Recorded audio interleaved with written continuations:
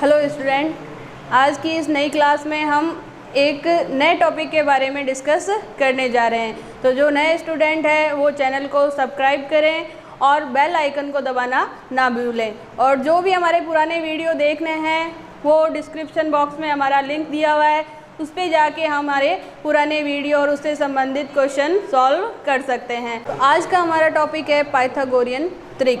तो पाइथागोरियन त्रिक किसे कहते हैं? तो पाइथागोरस प्रमेय हो या त्रिकोणमितीय अनुपात हो तो वो हमेशा समकोण त्रिभुज पर लगते हैं कि कोई भी समकोण त्रिभुज होगा उसकी जो भुजाएं हैं उन्हीं पर आधारित पाइथागोरस प्रमेय होती है। क्योंकि पाइथागोरस प्रमेय क्या कहती है कि कर्ण का वर्ग बराबर शेष दो भुजाओं के वर्गों के योग के बराबर होता है। कर्ण स्क्वायर बराबर आधार स्क्वायर प्लस लंब स्क्वायर।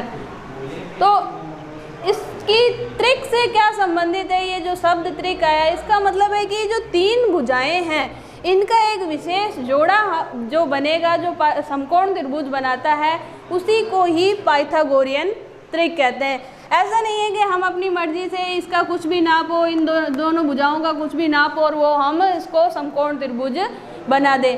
तो कैसे पता चले कि कोई त्रिभुज समकोण त्रिभुज है या नहीं? तो मान लो ये एक त्रिभुज है ए बी और सी।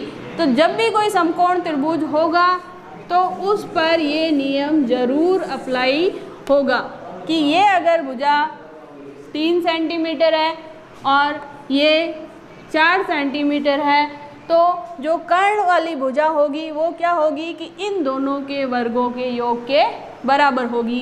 कि हमने 3 का वर्ग कर दिया, 4 का वर्ग कर दिया, 3 का वर्ग 9, 4 का वर्ग 16, 16 9 25।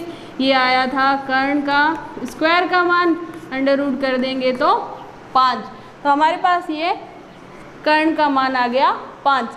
तो ये जो संख्याओं का जोड़ा आया 3, 4 और 5, तो ये भुजाओं के जो 3 मान हैं यही हमारे क्या कहलाते हैं? पाइथागोरियन त्रिक कहलाते हैं।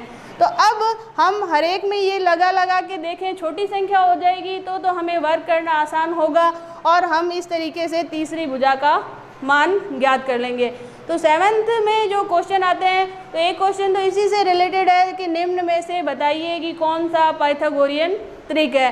तो उसमें आपको इस तरीके से कोई ना कोई संख्याएं दी हुई होगी और आपको उसमें से सेलेक्ट करना है कि कौन सी पाइथागोरियन त्रिक है। जैसे मान लो ये दे दी 3 5 7, 3 4 5 5 6 और 7। तो अब इसको कैसे पहचानेंगे कि ये कौन सा पाइथागोरियन त्रिक है? तो हम क्या करेंगे, कोई भी दो छोटी भुजाएं हैं उनका हमें वर्ग करना है और वो अगर बड़ी भुजा के वर्ग के बराबर आता है तो क्या होगा? वो पाइथागोरियन त्रिक होगा। जैसे हम इस क्वेश्चन पर चलते हैं। दो छोटी भुजाएं कौन सी है? 3 और 5। 3 का वर्ग निकाल लेंगे, 5 का वर्ग निकाल लेंगे, 3 का वर्ग 9, 5 का 25, इनको जोड़ेंगे तो हमारे पास आ जाएगा 34। ठीक है। अब हम देखते हैं बड़ी भुजा क्या है? 7। तो 7 का हम वर्ग निकालेंगे तो वो आता है 49। तो 34 और 49 बराबर नहीं है। तो इसका मतलब ये जो हमारे 3 भुजाओं का सेट आया ये समकोण त्रिभुज की भुजाएं नहीं है। ये क्वेश्चन किस में है? हमारे 7th क्लास में है। अब अगर हमें ये ट्रिपलेट सीधे याद हो जाए तो, या हमारे पास ऐसी कोई ट्रिक हो कि हमें ये कैलकुलेशन नहीं करनी पड़े, क्योंकि छोटी संख्याओं के लिए तो कैलकुलेशन करनी आसान हो जाएगी। अगर ऐसे ही हमारे पास ऐसे आ जाए 12 34 35, तो अब 34 और 35 का वर्ग निकालना थोड़ा सा टाइम लगेगा। आपको उसके स्क्वायर निकालने पड़ेंगे, जोड़ना पड़ेगा, फिर उसका वर्गमूल निकालना पड़ेगा। तो अगर हम इसको थोड़ा सा शॉर्ट करके ऐसी कोई ट्रिक ले आएँ कि सिर्फ हम देखने से ही या उस ट्रिक को लगाने से ही मान ज्ञात कर लें, तो उसी के बारे में थोड़ा सा हम इसमें ट्रिक का, जैसे कि इस ट्रिपलेट में हमने देखा था कि हमने पाइथागोरस प्रमेय लगा के मान ज्ञात किया था। तो हमने देखा कि पहली जो भुजा आ रही है हमने 3 से शुरुआत की, तो पहला अंक क्या आ रहा है, विषम आ रहा है। उसके बाद अगली संख्या निकाली और उससे ठीक बाद वाली संख्या हमारे पास तीसरी भुजा आ गई। तो हम क्या देखते हैं कि इस भुजा को हमारे पास ये तो संख्या दे रखी है, मान लो हमारे पास कोई विषम संख्या है, जैसे अभी हमारे सामने उदाहरण है कि n अगर विषम हो और हमें दूसरे त्रिकोणमितीय अनुपात ज्ञात करने हो, तो पहला तो ये खुद हो जाएगा, दूसरा मान ज्ञात करना हो तो n का स्क्वायर -1 बटे 2 और n का स्क्वायर +1 बटे 2। तो हमें अगर ये ट्रिक ले लें, इस ट्रिक का यूज़ करें, तो हमें बिना पाइथागोरस प्रमेय लगाए भी इसका मान ज्ञात कर सकते हैं। शेष 2 भुजाएं क्या होगी, जैसे मान लो इसी को हम एक बार यूज़ लेके दिखा रही हूँ कि पहला 3 विषम है, फिर 3 का वर्ग 9 -1 बटे 2, 9 में से 1 गया 8, 8 में 2 का भाग दिया तो 4। तो दूसरी संख्या हमारे पास 3 के बाद कौन सी आ गई, 4।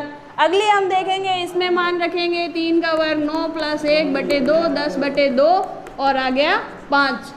तो n विषम है, तो दूसरी संख्या n² -1 बटे 2 से, और अगली संख्या इससे ठीक 1 अधिक है। कब होगा, जब n का मान विषम होगा। इसी की तरह का हम अगला और उदाहरण लेते हैं, जैसे हमने n बराबर 5 ले लिया, n 5 विषम होता है।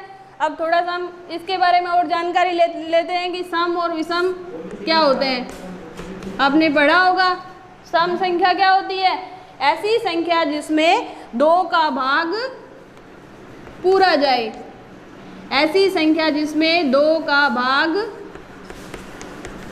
पूरा जाए वो तो सम, और जिसमें 2 का भाग पूरा ना जाए वो विषम। 2 का भाग पूरा जाए सम और 2 का भाग पूरा ना जाए वो कहलाती है हमारी विषम संख्या। तो 5 क्या है, विषम संख्या। तो इसके साथ के अगले पाइथागोरियन ट्रिक कौन कौन से होंगे, तो हम 5 का वर्ग करेंगे, 25 में से 1 घटाया और 2 का भाग दिया तो आए 25 में से 1 घटाया 24 में 2 का भाग दिया तो क्या आ गया 12।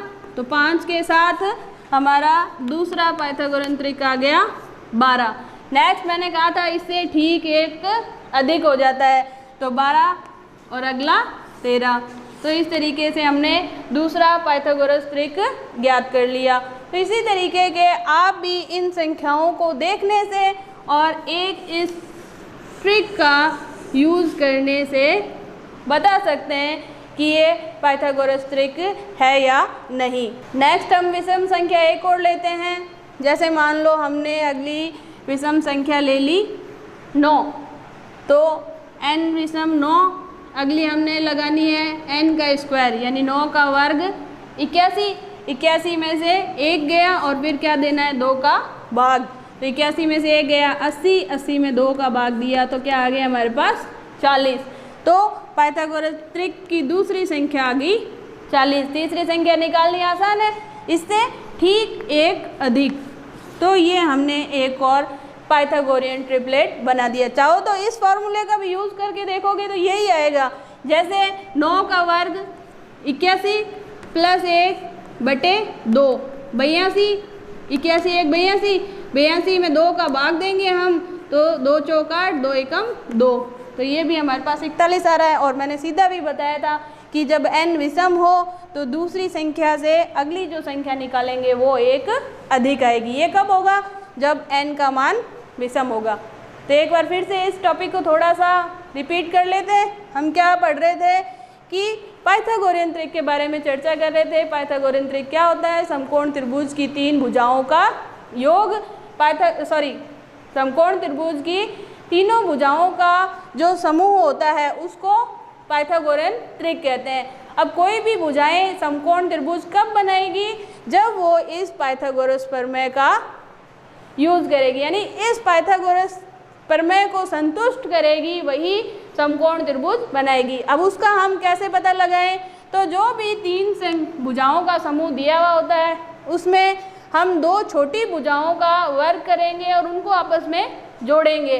अगर उनका योग इस बड़ी वाली भुजा के योग के बराबर आता है तो वो समकोण त्रिभुज बनाती है, वो भुजाएं समकोण त्रिभुज बनाती है और इन भुजाओं को ही पाइथागोरियन त्रिक कहते हैं। अब सिर्फ हम ट्रिक से निकाल लें, पाइथागोरस प्रमेय नहीं लगानी पड़े, तो उसके लिए हम कौन सी ट्रिक यूज़ लें? तो उसके लिए हमने ये ट्रिक की चर्चा की थी कि ट्रिक क्या है कि n अगर विषम संख्या यानी पहली संख्या, बीच वाली संख्या की हम बात नहीं कर रहे हैं, यहाँ से शुरू नहीं करेंगे, पहली संख्या, अगर हमारे पास पहली संख्या विषम है तो अगली दो संख्याएं हम पाइथागोरियन ट्रिपलेट की कैसे ज्ञात करेंगे?